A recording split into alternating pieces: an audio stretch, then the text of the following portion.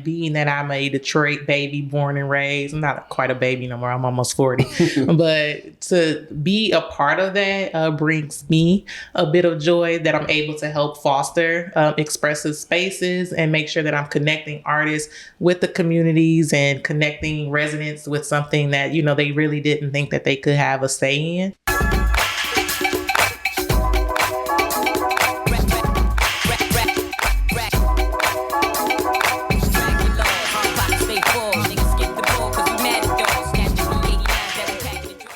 What up, though, Black Friday family? Welcome back to another installment of the Black Fridays podcast. And my guest today, if you can believe it or not, is somebody who gets paid to make Detroit a much more beautiful place. Miss Bethany Howard, how you doing today? I'm doing well, Denzel. How are you? I'm doing good. So you are a part of City Walls Detroit, which is a super dope organization that gives, I won't say a whole lot, but gives opportunities to artists, local artists. Could you tell us more about that? Yep. So City Walls is an art program, an art initiative that is funded by the city of Detroit.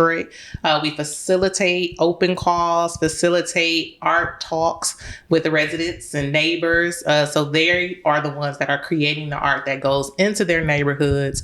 So it is very community driven, community focused. The residents have all the say when it has to do with the mural. So we're not just throwing walls up or just throwing things up that don't make sense in those particular areas. Jefferson Chalmers is different from Brightmoor, for instance.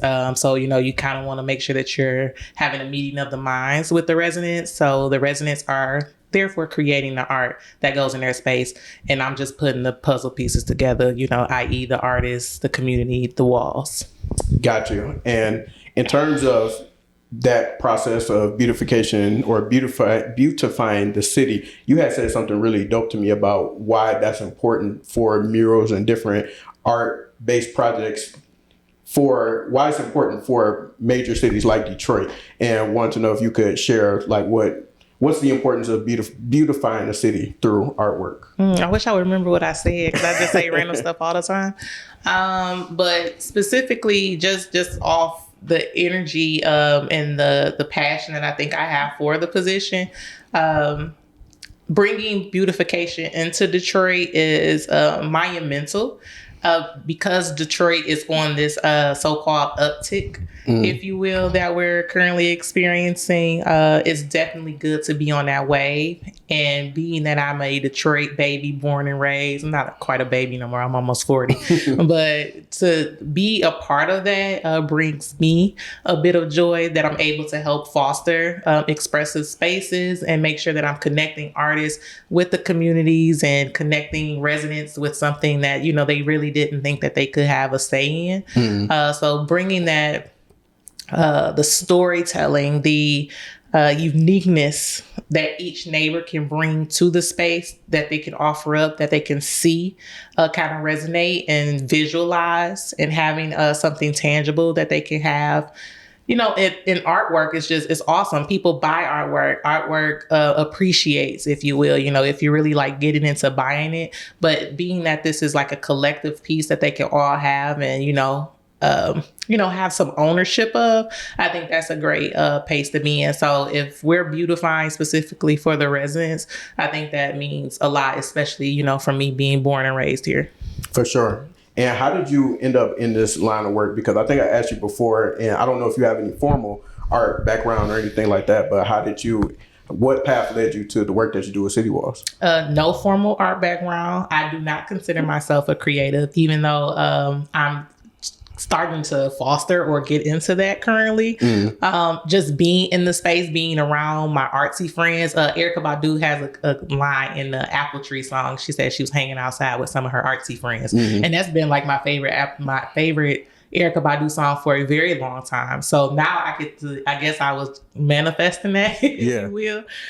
So no creative. I don't draw. I don't do none of that. I might throw on some extra stuff that don't quite match. I might pick up some stuff.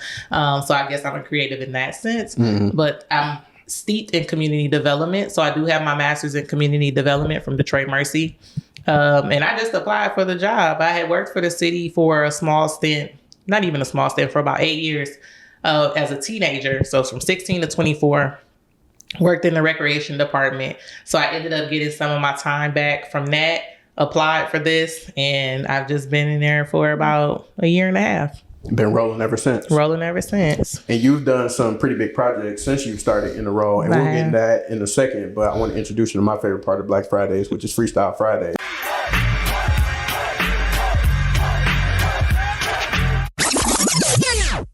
Okay. So I know that you said you just hang around the arts, but you're gonna have to rap, beatbox, give us a poem, something along those lines. A poem, a beat. I don't know. I'm not gonna beatbox. A poem. I'm gonna give you an out. So Thank you. It's just rapid fire questions. They're all about you, so you shouldn't get them wrong. And I just ask that you answer each one and answer honestly. Okay, I'm comfortable with that. All right, cool. What was your first job? My very first job. Working in recreation. So I was a locker room attendant. So I was cleaning locker rooms. And then they tried to make me clean the male locker room, and it was some fecal matter on the toilet, and I was like, I'm not cleaning that. I'm calling my dad to come pick me up. So I left for the day. But I was a locker room attendant first. Then I went to play leader. I've been a medical assistant. I've been all over the place, like in just peopling. Okay. Got you. What would you say is your favorite aspect of the city? My favorite aspect of the city, I have so many, Denzel. That's a hard question. So I guess I'll start with like the bases, or like the foreground was, I guess, simply my great grandfather and my grandparents coming up through the Great Migration, whether it be from Money, Mississippi, or Selma, Alabama, and Birmingham, Alabama. All of them actually coming up. Why did they choose Detroit? Or why did, the stars align for, my daddy's side and my mama's side to kind of like link up here? Right. Why Why didn't nobody go to Chicago? So it's just all those different things that kind of come into thought. So when I think of the basis of me being here in Detroit, I always think back, to the people who have been praying for me before they knew who I was. So that makes me, think about Detroit. I like that. I like that. That's dope. What's one of your favorite either art-based projects or murals that you have been able to facilitate? My favorite, I guess it was a STEM, because I came into the one half of a residency being started already. My most monumental, if you will, I got like a slap on the wrist from the Historic District Commission. I wasn't supposed to okay a building being painted on 3rd and Selden. And that actually happens to be my favorite mural. I'll get you a picture of that. But it's these beautiful flowers in these vases, and they're on 4 columns of this apartment building that's over there on Selden and 3rd. Gorgeous. If the sun hit it, phenomenal. Like that's the best mural. Shout out to Ivan Montoya, who was the resident artist for our 3rd edition. And that's what we also have, like the open calls coming out for our 4th edition. So that was probably my favorite mural. And I didn't implement that residency, but it was, a part of like my my big boom into the city. Yeah. Politics and bureaucracy. Got you. And speaking of the Historic District, y'all need to get y'all act together, because I had a home that I purchased when I had moved back here. It was in the historic neighborhood, and they take you through so many hoops so many unnecessary things in order to do stuff to your house. Y'all need to lighten up. It ain't that serious, all right? I understand what y'all trying to do in the preservation, but let people do what they want to do with stuff that they buy. But that was my rant. I'm sorry. Yeah, they trying to keep up an aesthetic, but I get it, but I agree with you. I'm on the resident side at all times. Yeah, come on now. So, all right, that's enough of that. What is a artistic skill that you would like to learn that you don't know? I am going to get into roller skating again. I haven't roller skated since I was in like middle school. We used to go all the time. So had I kept up with it, I'll probably be a beast on the wood. But I don't have that right now. I don't even remember how to backward skate for whatever reason. So I'm about to get back into the midst of all of that and, just have a good time for the summer. What was your roller rink growing up? Skateland. Alta Road. Okay. I'm an East Sider. I've never been to skate. Actually, that's a lie. I've been to Skateland one time. But yeah, Detroit Roller Wheels is my spot. Where's that? That's West Side. What's that? Schoolcraft. Schoolcraft. Okay, I knew it was S. Okay. Schoolcraft in between, right before you get to Southfield Freeway. Okay. Yeah. That's what's up. Yeah. And last but not least, what's a album or a song that you can't stop listening to? I've been listening to Cruel by Charity quite a bit. Okay. And then there's this Black music history thing with this young lady named Naima Cochran, and she does this thing called Music Sermon. So I think the song that I just posted for Day 10, which is like your favorite era. So I have 3 favorite eras, and it's either Barrett. He's from Motown. I can't think of his last name right. It's either Barrett Morgan or Barrett Moore, but he has a song called Money. That's what he want. I like that. And then I got 99 2000. So I got Huh by Juvenile. And then I got Here We Go by Portrait. So it's either 90s, 99s, 2000s. I got rock and all that kind of stuff in there, but those are like my main frames.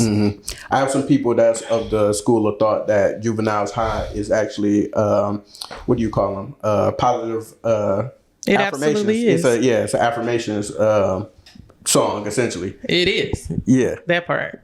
I've written it on my mirror. I take a dry erase marker and put that on my mirror. You got the fire on fire. Yes. You know what it is. Yeah. All right. Shout out to Juvie. Well, congrats to you for successfully passing Freestyle Fridays. Sweet. So I wanted to go back into the work that you do, of course, and we got an opportunity to meet through the City Walls project that was for the NFL draft this year. And it's definitely something that was just talking to my friends about it because my nonprofit got an opportunity to be a part of it in that Caleb Moss, wonderful artist. And in terms of like, we were talking about it and it was literally like a part of history because the NFL draft being here has never been done in the city of Detroit. The city showed up and showed out during that time frame. And then to have those art pieces of those 20 artists who are locally based and got a chance to have their work displayed was like something phenomenal. So I just wanted to ask you about how, because you were able to, that project was your baby from beginning to end. How did that come about? What was that process like for you? And what were some of the benefits of being able to see that project come to life during that time frame? That project was scary. It was very scary. From the beginning, my supervisor, he's one of those guys that's just like, he reminds me of like one of those white frat boys and they don't care about nothing. It's just like, this is this and get it done. Yeah. So it's like, okay, here we go. So we got this big old cleat that has to get fabricated because the cleats that were fabricated didn't actually look like that on paper because they were like that. I was going to say lowercase cleat, like the lower, the high top, low top cleat. Yeah. So at first that's how they originally started. I'll probably find a picture of that and send it to you too. So they started off as a low top cleat. And then, you know, it's like, oh, that look kind of cheesy. So that was like my input to it, like make it a high top and I think we good. You made it a high top because at first it was standing straight up. So like say, for instance, if you take the back of your shoe and put it on the pole, it was just up in the air like that. Yeah. So then I'm like, hey, make it a high top. So he made it a high top. And then he had that funny shape. You know how crooked looking it was. I mean, to be more visual for the visitors and residents. So those were the tweets from there. So we had them fabricated at Prop Art Studios, which is a local based company that's been here for a very long time here in Detroit. They fabricate everything, stuff from, you know, with the Red Wings, with Fago, they literally do it all. So now I'm seeing stuff in the street. I'm like, Prop Art probably made that. Prop Art probably made that.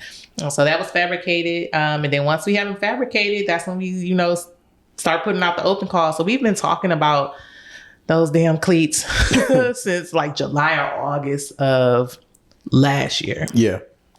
Yeah, 2023. So, and it's to see it all come to fruition, to just see all the people come together. It was in alignment. Like I said, it was scary at first because you had 20 different artists. Artists are already in a league of their own, mentally, creatively, just in any space. And then you got 20 different organizations. So nonprofits, charities, causes that we had, just all doing stuff within the city, well within their own right. And because I have a nonprofit background, I felt like I was able to like talk the talk with a lot of the nonprofits. So that worked very well. And then you had 20 different locations, 20 different hotels that they had to be at.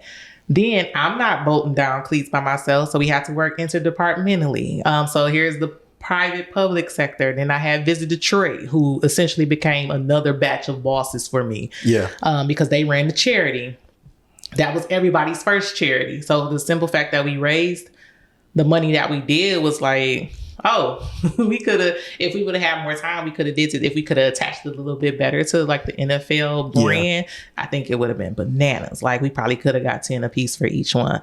Not saying that what we didn't do was great, but I think it could have, had a little bit more bang for the buck. And so I think we did way beyond what I expected. Cause like I said, it was scary. All those different people, that's 60 people, that you just 246, like with just all of us, the nonprofits, myself, the artists, and the hotels. But it was so many other people, so many other cooks in the kitchen that had to, make sure I had to report to people every week. It was a daunting project. I'm so happy it's over with. And I'm so happy that it went as successfully as it did. I do believe that it was in alignment and that everything did work out the way that it did, because, it was just the common goal to just make sure that it ticked off as well as it did. So we raised over $85,000. Y'all got your money, right? No, we ain't get our money yet. Yes, you did. No, we didn't. No? Okay. No, we ain't. Yeah. We go. See, I was gonna hold it in and not say nothing. I'm like, I ain't gonna. I'm gonna wait till after. I was gonna ask you, but we need to check on that. Money. Yeah, we want our. Hey, we raised the money for our clique. We want it back. we got to get you together. So we gonna we got to talk to our fiduciary now. So that's another batch of people I had to talk to. Visit Detroit, got to cash out the money because that's still in their bank. So it's certain things like that. So that's I just wanted to check to see. But obviously, if you ain't got it, we need to make sure that you get it. Right. Hopefully, by the time this episode releases, we will all will be well and the money will have been deposited by then. But if not, then you're gonna see this clip a lot. But go ahead. So in terms of, I'm curious, as a fellow project manager and also been in positions where you have so many different chefs in the kitchen, as you say, what was that like for you to be able to, of course, like take the skills that you've been able to develop in project management or just in your professional career throughout the years in order to manage expectations appropriately? Because obviously you have your own, and then you and your supervisor being the team, y'all got your own, and then all these stakeholders got their own and their initiatives. How were you able to kind of like manage those expectations appropriately? I feel like you did a good job, but I'm the outside looking in, so wanted to know what that was like. Well, I feel like I did a good job too. So I'll say that. I go by this thing, which my supervisor, when I first met him, every time he said it, I would just cringe, like, ugh. But now I get it. So he does this thing where it's like under promise, over deliver. Pretty much, you're not gonna know what I'm about to do until it's like, I'll see what I can do. I will get you with that so quick. Let me check on that, and I go from there, knowing full well I got a plan already, and I'm like, okay, this gonna work, but I can't. What if it doesn't work? And then I tell you my whole plan, and you like, well, Bethany, you said. So the under promise, over deliver, because I'm always like, okay, if I got A, B, and C that I could do, and if A don't work, then I'm gonna go to B. And then if B don't work, I'm gonna see if I can do a mix of B and A. And then it's just always a overlay for the underlay. I'm constantly like, okay, could this work? Could this? So the under promise, over deliver that's probably the best thing that I probably learned from my supervisor. As much as he used to get on my nerves saying it at the beginning, I see why he said it so much.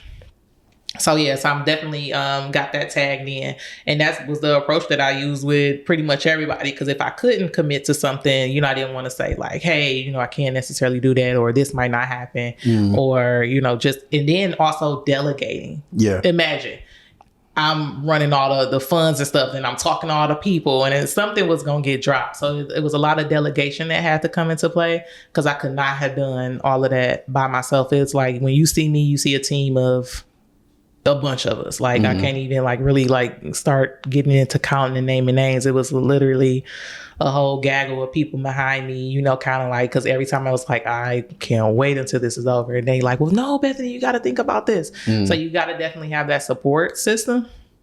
So I think with that made, it more impactful, because it just wasn't, me, even though I was like the face, but it was never just me. And has the historical significance of it all, has that sunk in with you just yet? Or do you not necessarily think about it like that? Because when you in it, it's completely different. But has that crossed your mind in terms of like you are part of history for the city? I guess I haven't thought about it like that.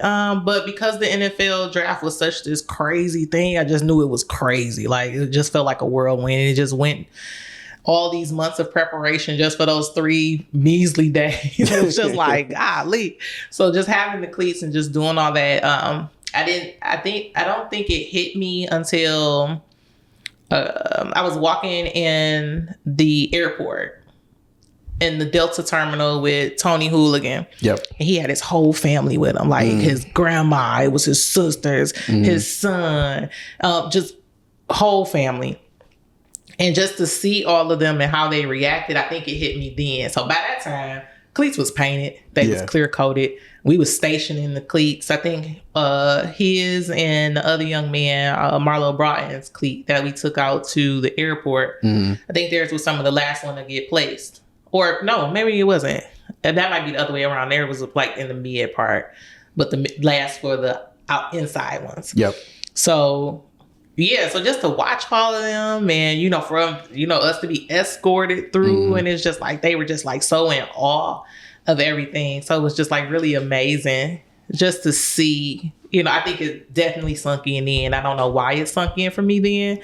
Probably because, you know, I got a strong family base and support system as well. So it was just to see all of them like get really hype about it. It was just like, okay, we really doing something, I guess. So it just didn't hit because it was just like I was always on, you know, manager mode. I got to make sure I get this done so I don't have people bothering me. Yeah. And that was just, I was in that flight mode from then. But like you said, it sat with me and it resonated then. Yeah. And to your point, what you had mentioned about Tony Hooligan, like that was also something that was super dope because we got a chance to be at the press conference for like announcing the cleats and the charities and the artists who are behind it, and like people showing up with their moms and people showing up with other family members and them being able to actually like touch the cleat and be able to know that the person that they care about had a part of this whole process, and then just to see their work in real time was a big thing as well. And like just for us, the collab, like for me, it definitely hit different because the cleat was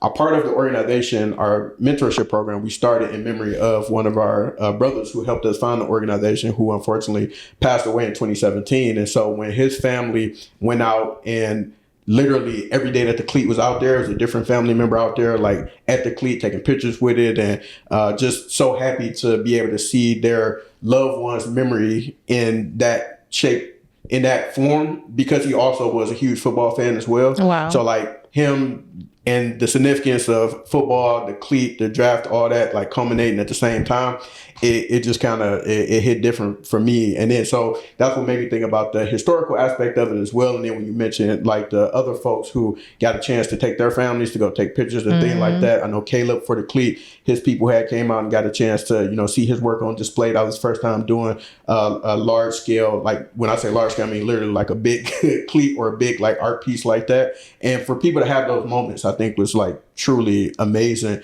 And even outside of the artists, like the people who interacted with the cleats. Yes. I think it was some guy who went to every cleat. Every single one. Yeah. I got pictures of him in my phone too. Yeah. People going to visit every cleat or like trying to visit as many as they could. And then like it was some technology that was behind it as well. That got people to like did like a virtual map of the cleats if you scanned it in a certain area, which was truly amazing. I think it was like next level. I haven't seen anything like that in any other city. I mean, I don't know if y'all did research or took notes from other places, or was this whole thing orchestrated from scratch? So it was sort of orchestrated from scratch because I don't know, how old are you? 33. All right, so you like my brother age. So when I was younger, there were these cars that was around the city. Yep. And I don't know if it had something to do with Motown. Don't know who started it, but that was the energy we were going with.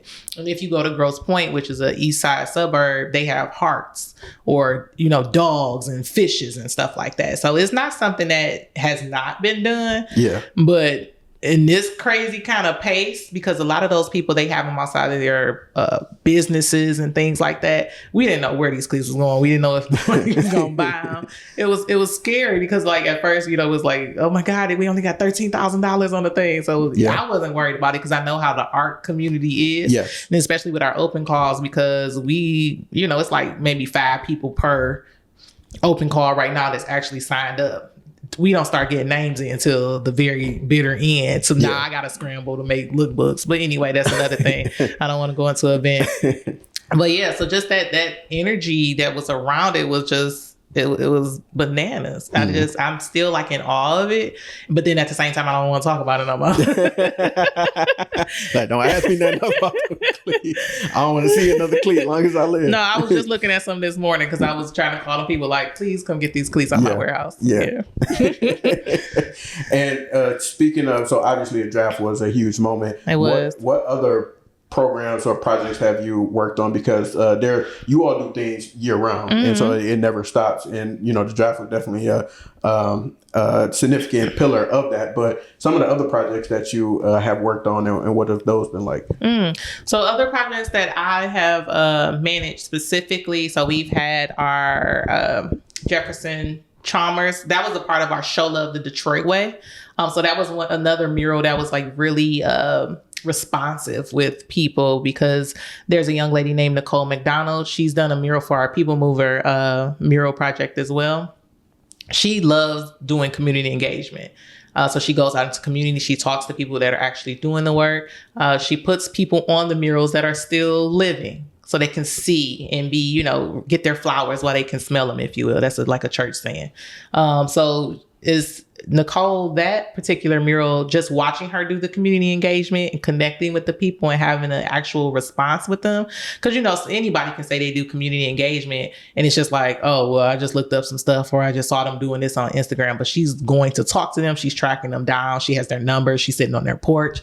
And then for her to be a white woman, and her not be, terrified or, trying to tell people what they need to do, and her actually listening to them. I do respect that on that end, because she takes her craft personally. And then she uses, her privilege to make sure that voices are amplified. So that's why, I do, she's one of the artists that I resonate with well, because she takes the people, she talks to them and makes sure that they're seen in, the light that they need to be seen in. So I do respect her craft for that. And not to say that, most of our Black artists are doing the same thing, but, it takes a little work to actually get into the, and not actually be a part of it. Right. So, with that being said, that particular mural is ideal because there's a group called Feed 'em Freedom.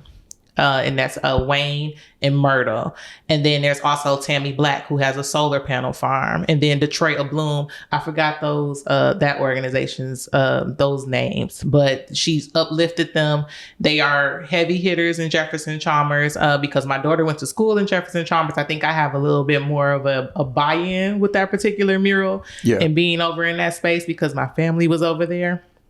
So I think that's why, I gravitate towards that mural a little bit more. And the fact that she, actually went out into community and she grew up there. So she knows it was just like a really good bit. Whereas other people are just like, I'm just going to throw this up here. I'm not going to ask anybody anything. Yeah. So I kind of wanted to see how she worked, because I'm just like, what you doing? And when she actually did it right, it was like, okay, that's what's up. But she's been doing that probably before I even got this job, I'm sure. Yeah.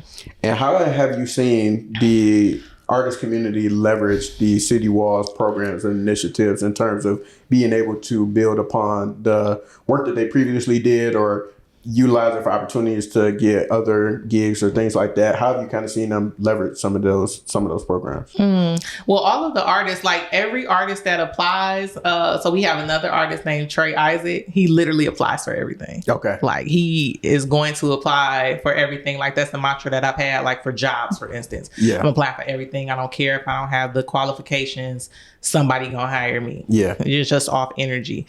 And that's him. Like Trey applied for, he applied for sculpture projects, all that stuff. It's like, you can't apply for that. But he applied for everything. And then he matches the vision statements well. So when a lot of artists come in, and the way that they can leverage is by actually looking at the vision statements and making sure that the vision statements are seen or visualized when they are submitting like their preliminary sketches.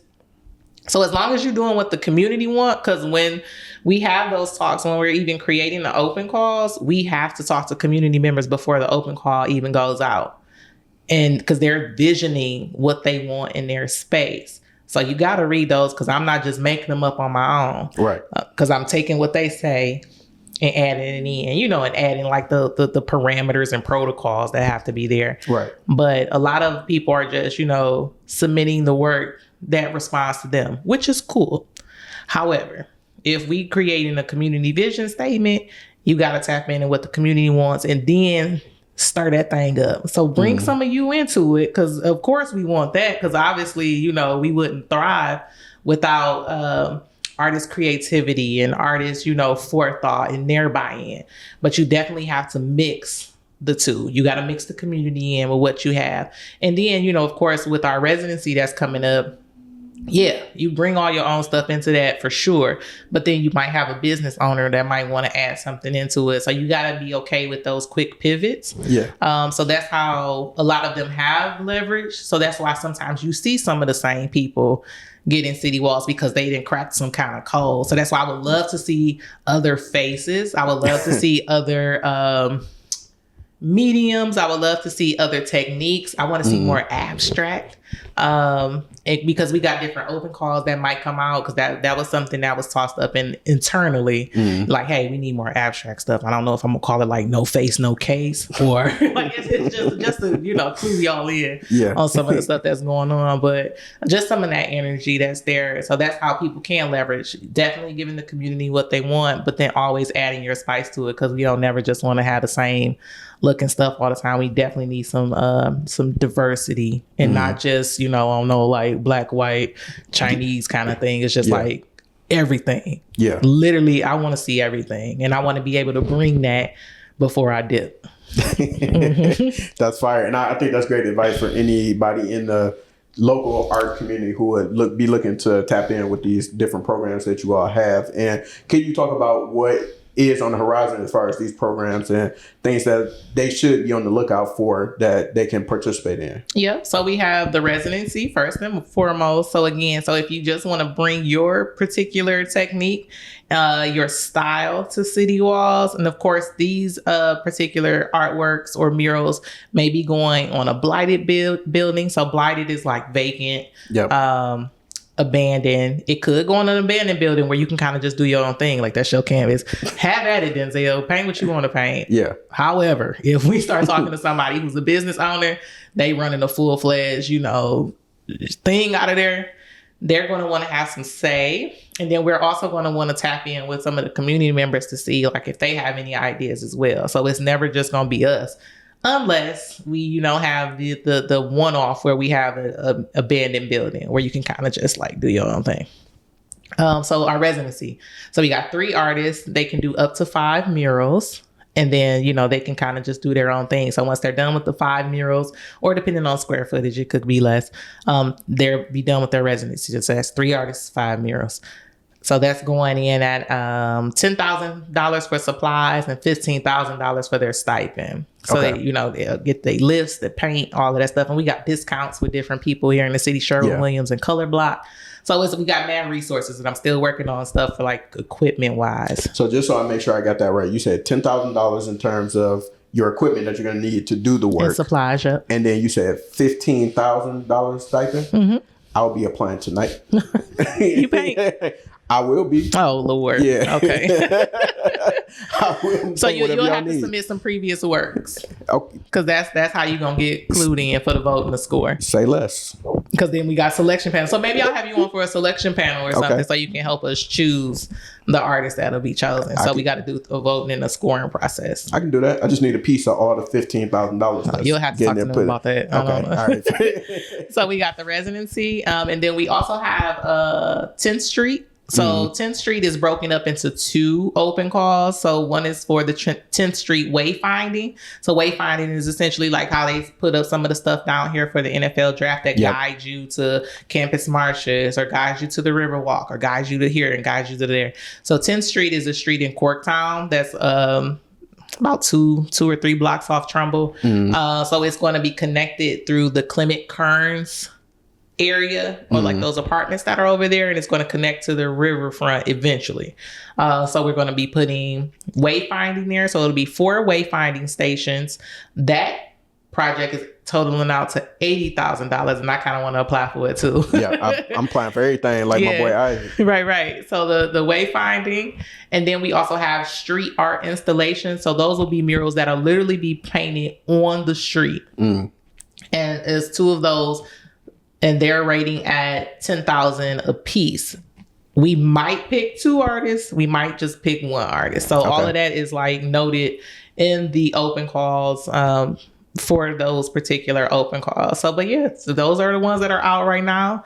And we're excited about it to see, you know, that's the start of the summer. And we got some stuff like in the cooker with like certain nonprofits and things like that. But we just, you know, got to make sure the money is lined up, got to make sure that they talk to their boards and things like that. So we'll see what comes through the pipeline. That's amazing.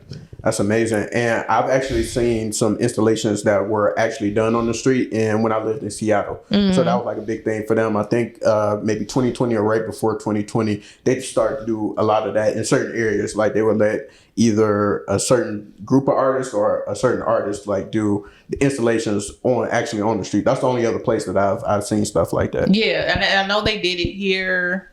I think 2020, and it was Power to the People, and it was in between like Spirit Plaza and Congress.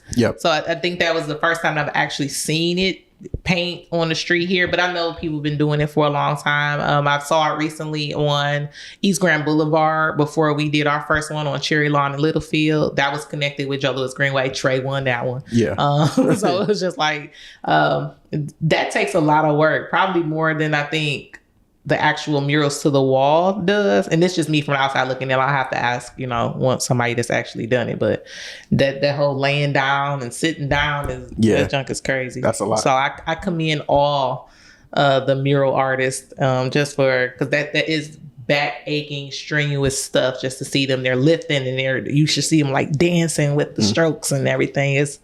They doing a lot of hard work. So I commend them, and I have a grand respect for everybody that does that. And do muralists do it all themselves, or do they have a team sometimes? How does that normally work? Sometimes they have teams, sometimes they don't. I have seen where they have teams, but sometimes most of them are out there lone wolf. Like they really getting it in. So like they respect their craft. They do the work. I usually drive through and like check on all of them. Hey, you good? You need something? I said I was gonna start packing up snacks, especially like in the summertime, just to make sure that everybody has something. Yeah. You know, because I don't want them to just be out there. I don't want nobody passing out on me. That has not happened. So with it being, you know, hot and things like that, it's just like, okay, you good? You want to go out to eat? So, you know, there's been a lot of time that, you know, I've made them get in the car and go to lunch or something like that. But I'm gonna start packing up some snacks for them. Please. When I'm driving around. Please look out for them. And before you get up out of here, I want to know, is there anything that you would like to see in terms of your role, the work that you do, that you all haven't necessarily like planned out? Like if it's just something you've been kind of dreaming about that you all just haven't gotten to yet? So I think it's going to be more on a policy type tip. Okay. We got a lot of work to do as the city. Accountability is crazy here. A lot of people don't like that word. Collaboration. A lot of people don't like that word either. So it needs to be more of that. And then it also needs to be, you know, there needs to be more people, more councils and things like that, commission. So like how we have the historic commission. Yeah. I know we have some artists here in the city that are working on like an arts commission to where we have to kind of like run things past them now. So like I'll have like a double layer if maybe I'll be over it one day. Who knows? Right. And do I want to get that high in the city? Because they crazy in real life. Respect. But who knows? I don't know what's going to happen. But definitely to have an arts commission, people that we actually connect with to make sure that we're doing things decently and in order. That definitely should happen along with, because I think City Walls is pretty ironclad because we have a selection panel. So it's like, it's not just me and my supervisor picking art.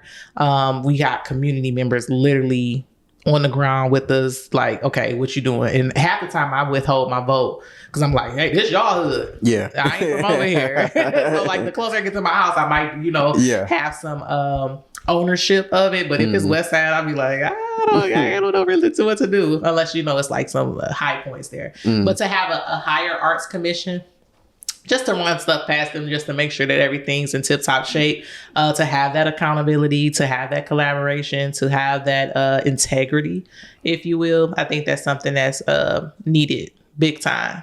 But, you know, we'll have to talk about the rest of that. offline. For sure. For sure. I completely understand. And how can the people tap in with City Walls? How can they tap in with you? Where can they find you? Website, social media, all that good stuff. Yeah. So City Walls Detroit.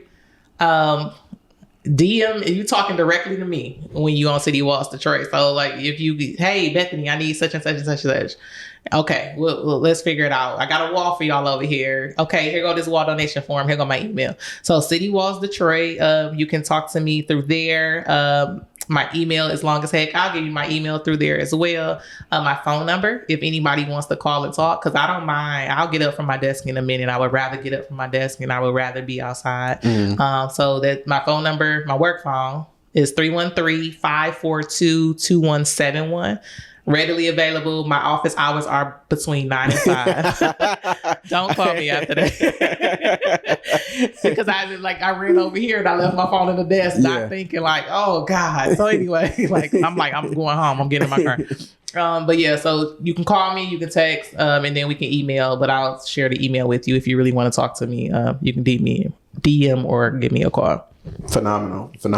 Well, Bethany, thank you for stopping by the podcast today. Thank you for having me. Absolutely. Really appreciate the work that you're doing. I think it's super dope to be able to, like I said at the beginning, get paid to make the city a more beautiful place and they actually care about the artist community and the people who are trying to make their way through art, because it's there's a lot going on in the city. Not all opportunities are necessarily for people that look like us. Yeah. So at least to be able to have somebody that's fighting for opportunities for people that look like us in that space is super important. Advocate all day.